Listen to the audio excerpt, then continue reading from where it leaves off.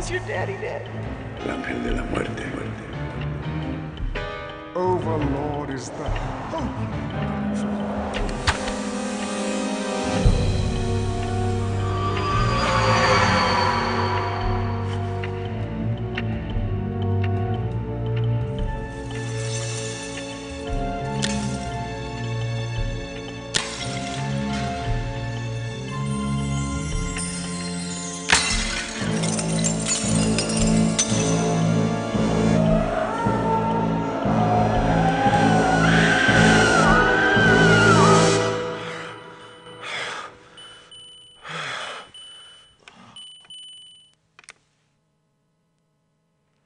Tex?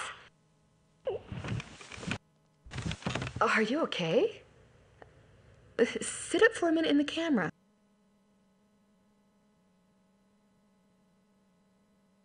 No, I've fallen. I can't get up. Oh, come on, sweetie. Let me see that handsome face of yours.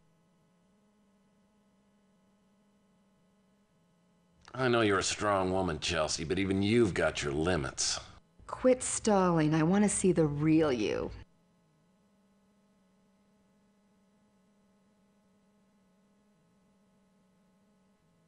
Okay.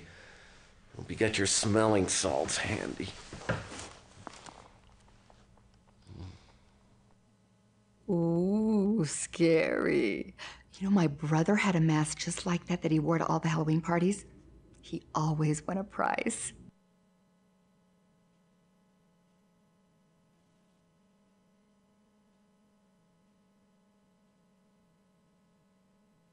Yeah? Well, after a hot bath, an apricot facial, and a little makeup, you're gonna be eating your heart out there, darling. You probably forgot, but our date starts in exactly 12 minutes. Lucky for you, there is a 1-hour grace period. I'm sorry, Chelsea, but I've been working like a dog. Oh, has it been a hard day's night? Yeah, and then some. I just ended a 36-hour stakeout. Outside a steakhouse, ironically enough. Well, I hope it didn't ruin your appetite, because I have a little surprise for you.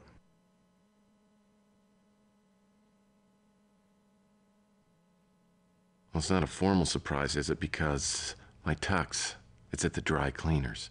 No monkey suit required. All right. Well, I sure hope it's bowling, because I just got my ball waxed. No, we're not going to the 10-Pin Palace, and we're not having chili dogs either. Now, don't go back to sleep. Make yourself beautiful as quick as you can and zip on over here. I'll be waiting.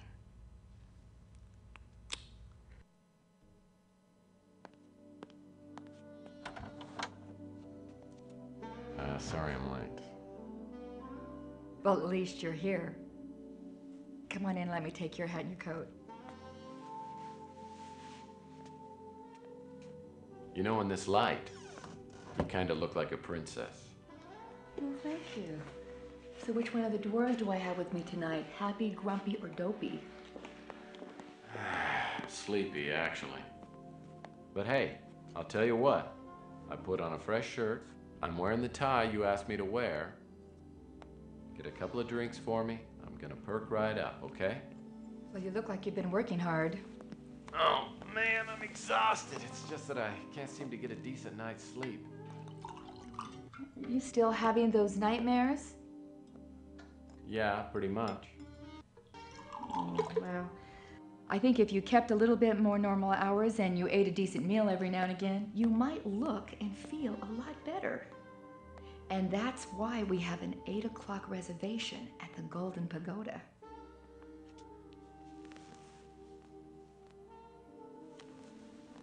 Well, since you got to pick the restaurant, maybe I could be in charge of the early evening entertainment.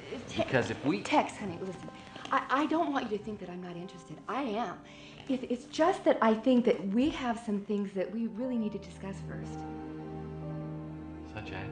I just think it would be nice if our relationship could go further. What, like, all the way to second base? Oh, no. All I'm talking about is the ability to commit to something that has the potential to make us both very happy. It's about Sylvia, isn't it? No, and it's not about marriage. It's about that one thing that prevents us from being close. What does Sylvia have to do with you and me? You tell me. Okay. If you really want to know, I'll tell you. But keep in mind, 6 years ago, I was pretty much an idiot. The colonel had just fired me from his detective agency because I thought everything had to be done by the book. Literally. Well, being the naive optimist that I was, I decided to go into business for myself and become a big success. As it turned out, I was about to learn some even harder lessons.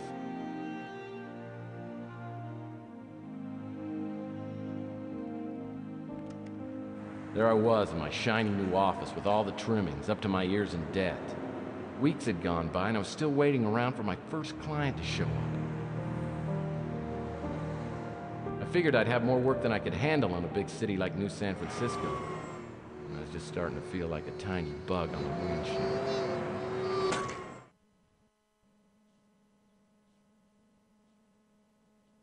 Yeah, Chelsea, you wouldn't believe it, but I had a really nice office.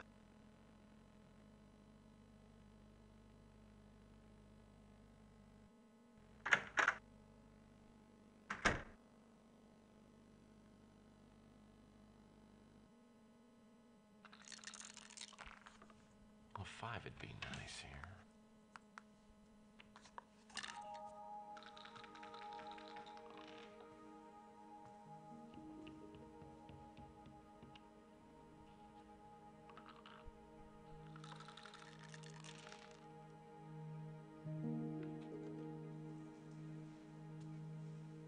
Are you the private investigator? Oh, that's what someone painted on the door. I'll take that as a yes. I'd like to hire you, if you're available. Well, it just so happens that I am.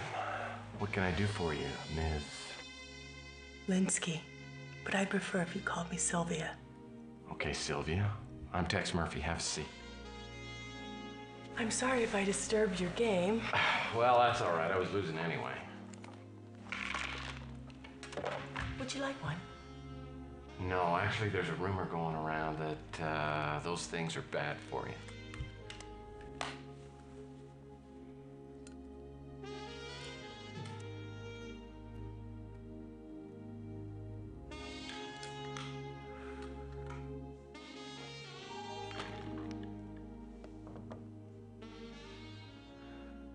Lots of things are bad for you.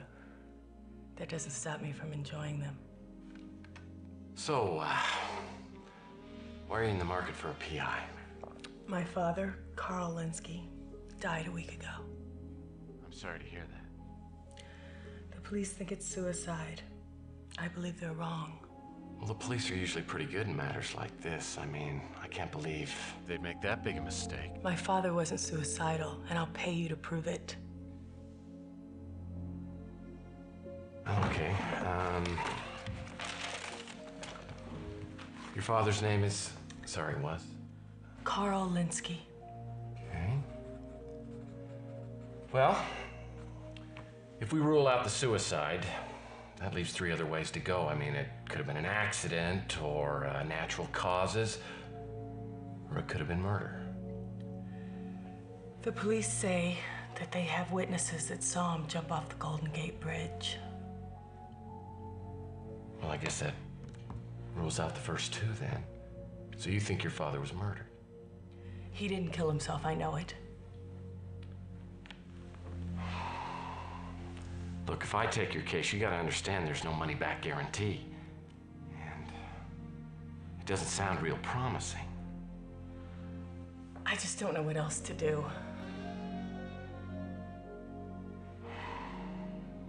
Who's the officer in charge? The detective's name is Clemens. All right, I'll go down and I'll talk to her. We can get together later and I'll Tell you what I found out. I'm staying at my father's house. Here's the address. Now, about the money up front. How much do you need? Because I haven't got a lot. I'm running a special this week. If I decide not to take your case, there isn't going to be any charge. Thank you. I'll be waiting.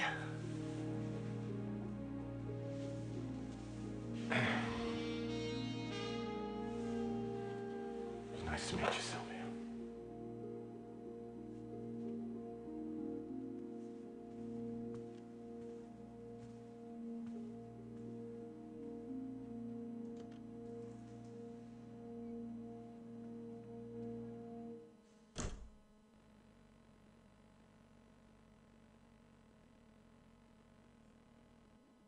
My fax machine's brand new. Now if I could just get a fax from someone other than my mom.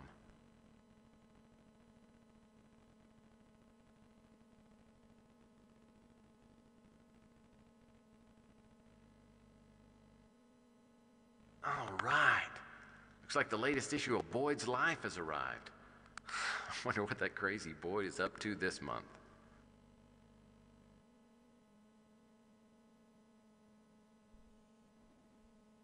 Oh, Boyd's Life. Annual fishing issue. I wonder what those twins are up to this month.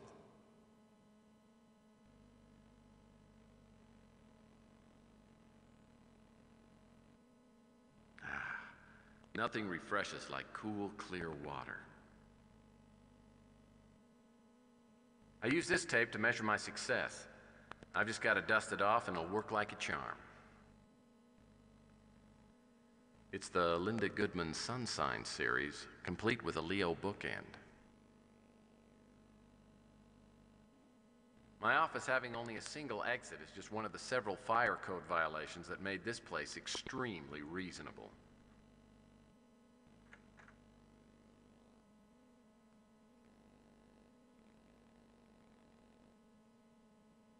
It doesn't sound like a very promising start. Well, like I said, I was running out of cash fast and was pretty desperate for a case. I knew Detective Clemens and figured I'd pay her a visit.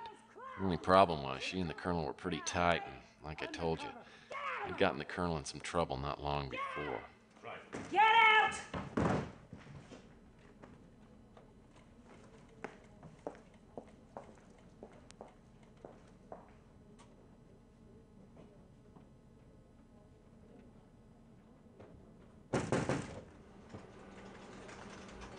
You busy? If it isn't Tex Murphy.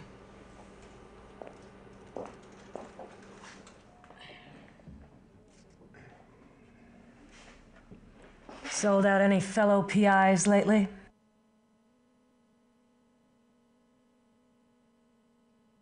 Well, now that you bring it up, how is the Colonel doing anyway? We had a drink together a couple of nights ago. He said if I saw you, to be sure and tell you to go to hell.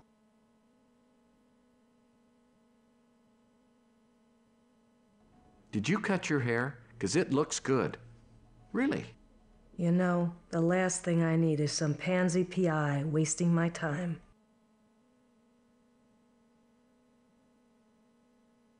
Look, I'll be so quick, you won't even know I was here. Give me one good reason why I should do any favors for you. Okay. Because you're a good Christian woman and you live by the golden rule. All right, Murphy. You're just lucky you caught me in a charitable mood. But be quick about it. 6 witnesses saw Linsky take the dive. Their stories matched up and they all checked out. And they all ID'd Linsky. Not exactly. None of them were close enough to make an absolutely positive ID, but they described his general appearance, build, and clothing. Body wasn't found for a couple of days. Wasn't in the best shape when we fished it out of the bay, but we were able to make an identification using the personal effects found on the body.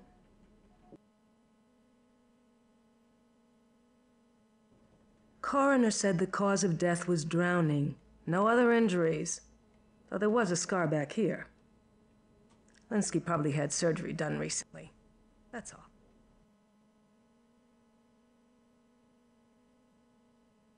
We didn't follow it up since it had nothing to do with his suicide.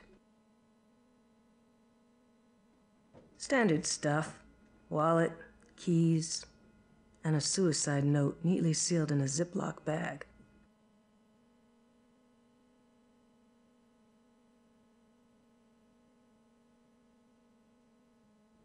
I'd let you see it, but it's logged in as evidence. The handwriting, incidentally, was a 100% match.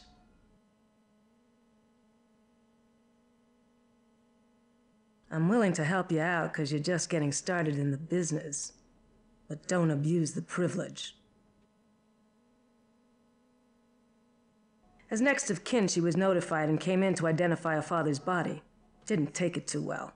One of the uniforms had to drive her home.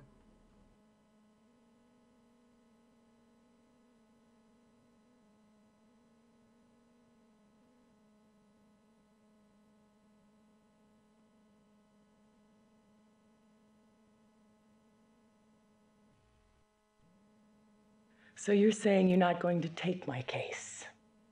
Well, I don't want to take your money if I can't help you. Fine.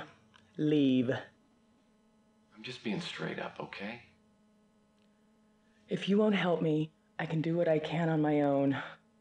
It certainly won't be the first time.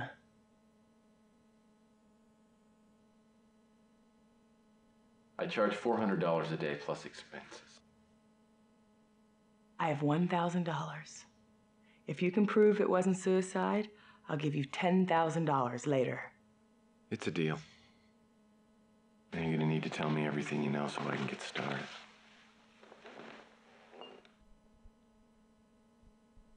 Oh, I will.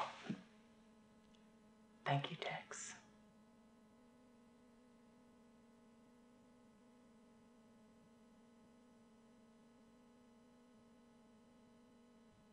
Why don't you think your father would commit suicide? He never would have considered it. He took good care of himself, and he often told me he was going to celebrate his 100th birthday by going skydiving. Well, do you know anybody who'd want to see him dead? No, no one. Everyone liked him. He was a kind man.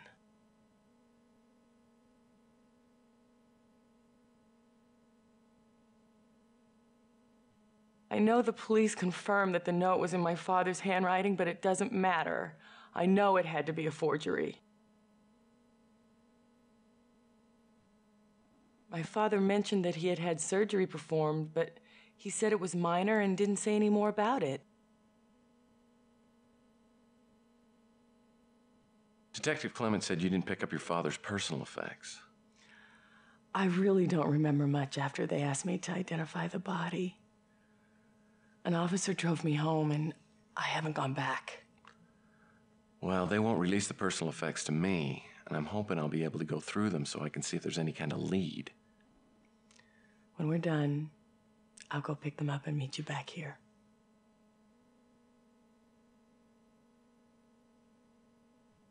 She wasn't very friendly or helpful.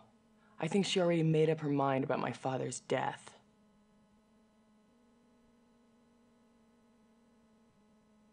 All I want to do is find out the truth about my father's death.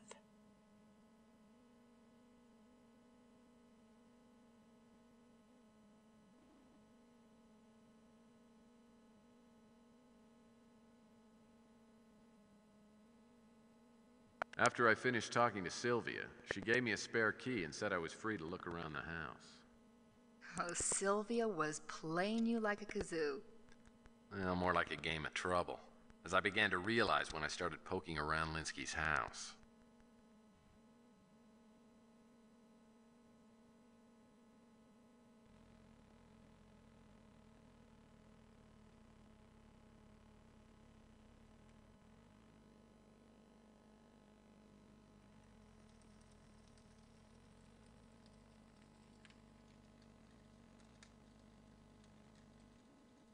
The fire makes the living room feel quaint and cozy. I've never been a fan of dominoes. I figured the time wasted playing dominoes could be time well spent playing a rousing game of Parcheesi.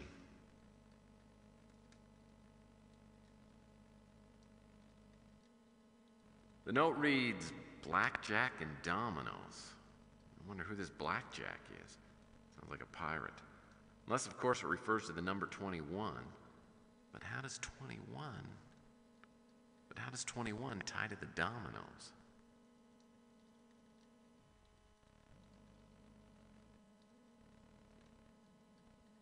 Blackjack and dominoes, and 21 horizontally, vertically, and diagonal.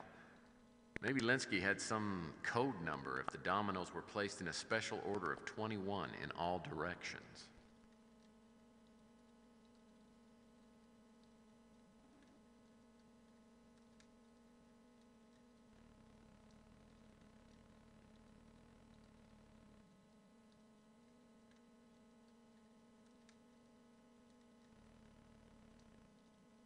Blackjack and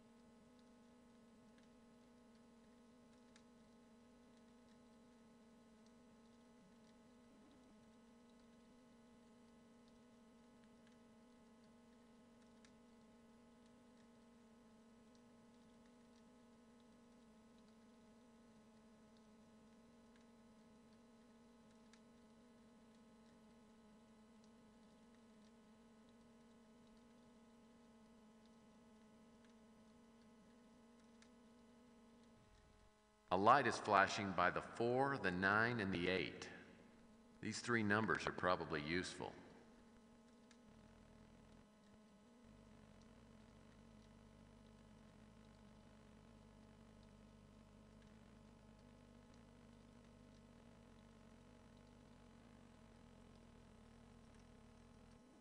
This must lead to the bedroom.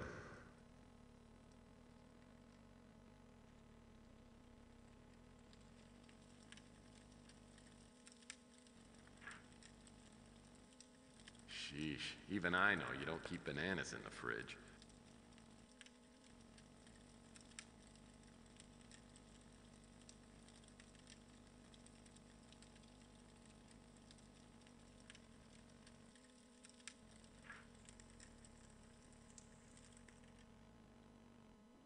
This must lead to the bedroom. Looks like a half-finished letter.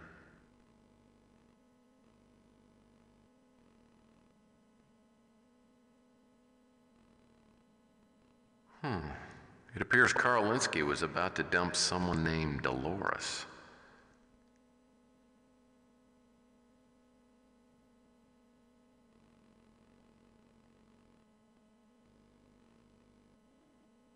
Cherry wood desk with praline trim. Yum. Something on professional letterhead. This could be interesting.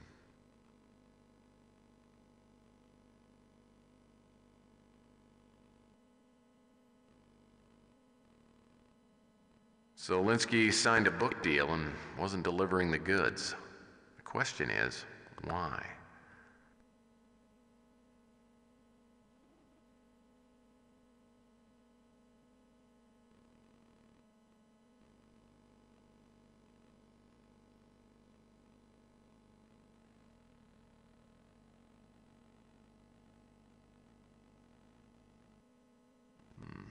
There are only 31 pieces on the chessboard. Seems like an odd number.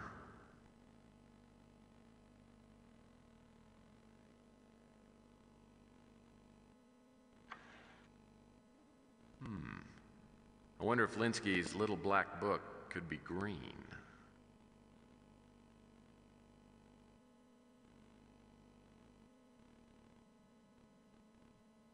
Looks like Linsky bookmarked the address for Dolores Lightbody.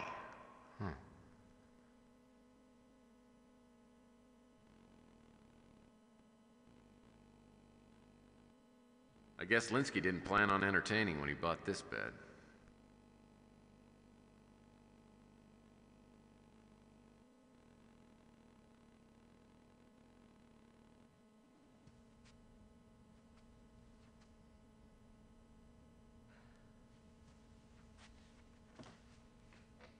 Dolores Lightbody?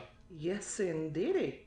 My name's Tex Murphy. I'm a private investigator. I'm looking into the death of Carl Linsky. Oh, well, do come in. Thank you. You are very, very welcome. Well, this is certainly exciting. A real live PI. I love detective novels, you know. Is that right? I guess I've always had a certain fascination with private dicks. I can imagine, although I'm trying not to. Tell me what I can do for you. Anything at all.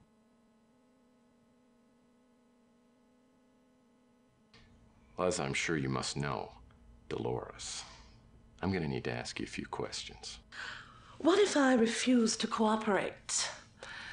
Will you interrogate me under a bare bulb?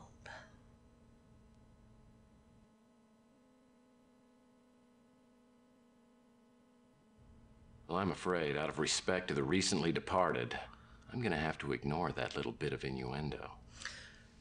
Well, all right. Where to begin? Where to begin? It was about 3 months, 11 days ago on a foggy night when Carl and I first met. Naturally, it was love at first sight.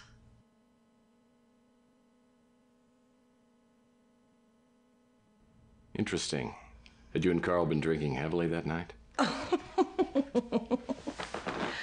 Actually, Carl came to have me draw up his will. That's what I do for a living.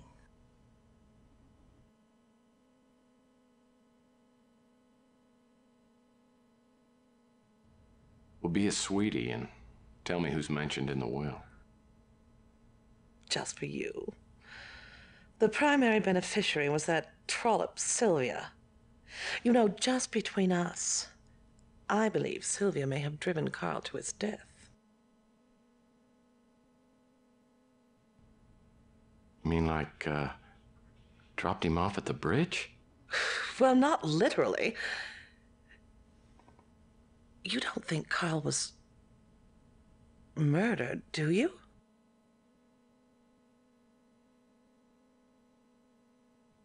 Well, that's what I've been hired to find out. Now, I've got a few more questions for you, if you don't mind. Oh, well, I'd do anything to help. I think you know that.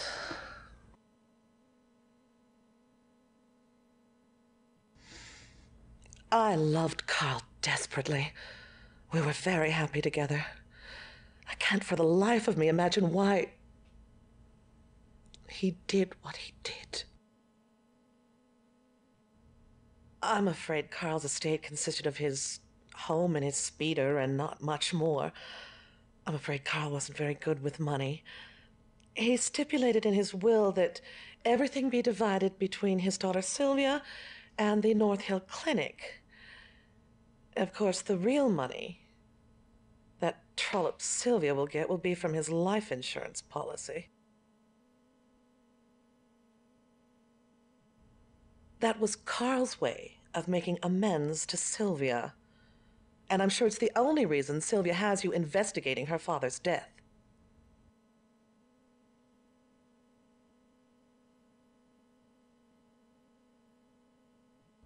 Me? Oh, I'm still in shock, as you must imagine. It'll be weeks, maybe months before I'm able to love again.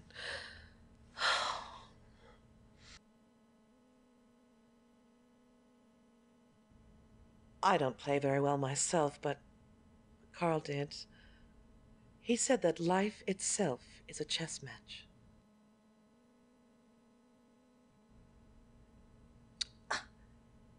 This note is clearly a forgery. I will not dignify it with a response. Carl loved to play games. Many a romantic evening we'd while away the hours playing dominoes or backgammon. Carl also loved to play chess. I can't really help you there.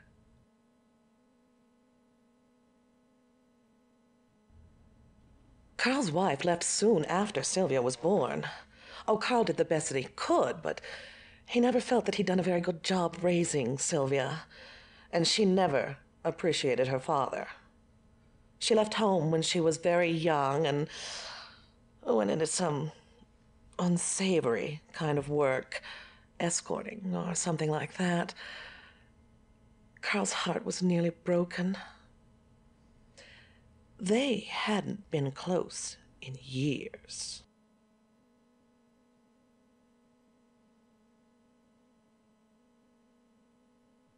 So that was my introduction to Dolores Lightbody. Oh, the way she talked about Carl, it sounds like she was living in denial. Actually, it was Sausalito. But she did have a way of looking at things through steamed-up glasses. And she also had some valid concerns about my client, which I brought up with Sylvia later that day.